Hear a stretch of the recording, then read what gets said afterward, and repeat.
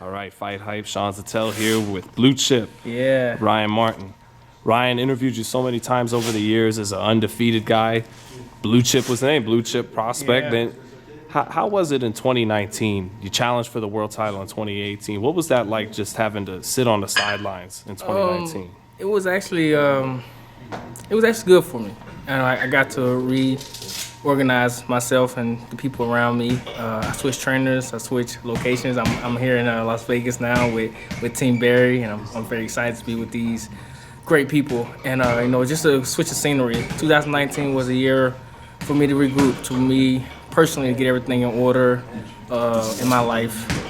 Then I get things in order in boxing. So it's been great. It's been here. I had fun. I enjoyed myself. I'm ready to get it going in 2020.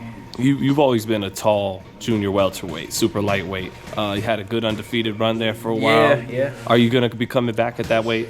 Actually, right now I'm thinking about going back down to 35 and shooting back up to 40. I'm talking over with my coach, but that's something I would like to do. I feel like I can still make 35 and be dominant at 35 and go back up to 40. So was making 40 not a problem? No, I mean it was a little bit of a problem, but it wasn't as hard as 35. But it's sacrifices I have to make as a fighter. I think all fighters have to make sacrifices in making weight, and I feel like I can become champion at 35 very fast. What do you think Kevin Barry's going to bring to the table to make you a better fighter? When I first trained with Kevin, what really stuck out to me about him was his intensity, his hands-on work. Like, he slapped me a couple times. It's like, okay, as a fighter, you kind of like that training. And coming from Big Bear, he implements the same training but more hands-on, more skill-wise. And I know he trains a lot of heavyweights, but he also has the ability to train lighter guys. Right. And and I met his family the first couple of days, and they're just all around great people, man. And just, as boxing, we spend so much time with our coaches. They become our family, and I love the fact that his family opened the doors to me. No slaps in the face, though. Yeah. So, no, it's true. He does have a great family. Yeah. But you mentioned more hands-on. Yeah. People may forget Kevin medaled in the Olympics. Yeah. Stuff like So that. that's something I learned about him. So he's actually this guy able knows to. what he's talking about. Yeah, he's Right. he's very good friends with Evander Holyfield, and he has a lot of many good friends. And him being an Olympian, that's something somebody can never take away from you. What do you think stylistically, though, going forward? What are some changes we're going to see in what you do in there? More movement, more ring generalship. Just being more aggressive and more aware, and having a clear mind. That's something I talked to him about, and going forward, going into the fights happy, going into the fights 100% focused, and just having fun with the sport. The last few years of my fighting career hasn't been very. I haven't been very happy. There's a lot of things going on behind the scenes, but here, Kevin brings that spirit. Kevin brings, he wants me to focus on the sport, but also be happy at the same time. So that's what I'm looking forward to. So it sounds like maybe you weren't having fun. I actually wasn't having fun, man. It was, as a kid growing up in the sport, it was all fun. Then when we turned professional, I lost the joy of it, and I'm looking forward to getting it back, in 2020. Was that just the pressures of expectations, and you have I wouldn't say it was a pressure. I would say it was just the people around me. If you got so much negative stuff around you, it'll get to you. It'll definitely get to you.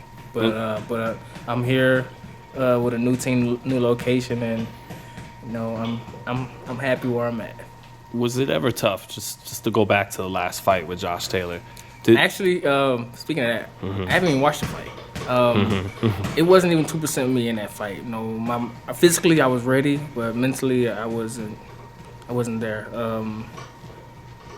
But just thinking about it, it was tough. But Josh is one of the best at 140 right now, and congratulations to him. And I'll be back there soon.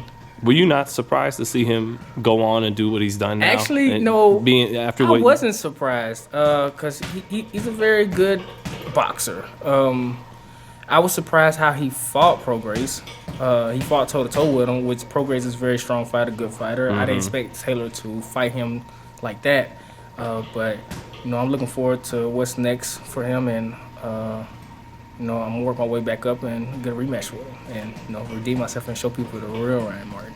What would the real Ryan Martin do, you feel like, in a rematch? You at 100%. My skills, I'm a boxer puncher. I'm fast. I'm quick. I'm powerful, and you seen none of that in that fight. You're just gonna see a happy when a fighter is happy, a fighter is good. And I just gotta ask, did you feel that was a rabbit punch? And I know he was doing. Yes, he was doing a good. It was, but like I haven't seen it, but from what I know is like the ref didn't give me a count, which I don't even know how that happened. It was so fast, that's something. It happened in the past. It's been over a year, so it's just I moved on from it. Now I'm looking forward to just getting back in the ring and showing people who jumped off the bandwagon. It's gonna be okay.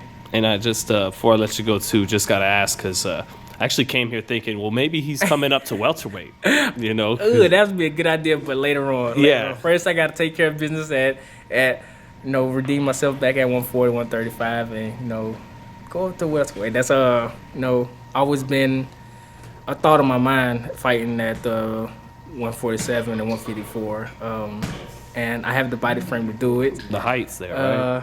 It'd be interesting to see how I can compete at that level with those guys like Sean Porter and Terrence Crawford, Earl Spence, those guys. It'd be very interesting. Well, that was the last thing I wanted to ask, just because Spence and Crawford are having some fun on Twitter last week. I seen that. Who will win that fight, if and when it ever happens? Great fight. I couldn't even say because the styles are so different.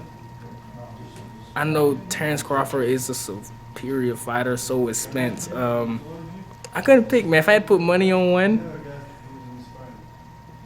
I had to keep my money. And enjoy the fight? Yeah, I had to enjoy the fight. It's gonna be, that would be a great fight for the sport of boxing, great fight for fans. On both sides, PBC and Top Rank. I think both of them need to come together and just make it happen because those are two of the top guys at the weight, and just make it happen and see who's the best at that weight. And I definitely look forward to seeing that. I know it's going to happen because both of those guys are going at each other on social media, and it's entertaining. It's entertaining. Well, thank you, Ryan, man. I can't wait to see you in the ring in 2020 with Team Barry. Yeah, Kevin Barry is your trainer. So can't wait to be back. Make sure you guys follow me at Blue Chip Boxer on Instagram and Twitter, man. Absolutely. Good to see you, champ. Appreciate it.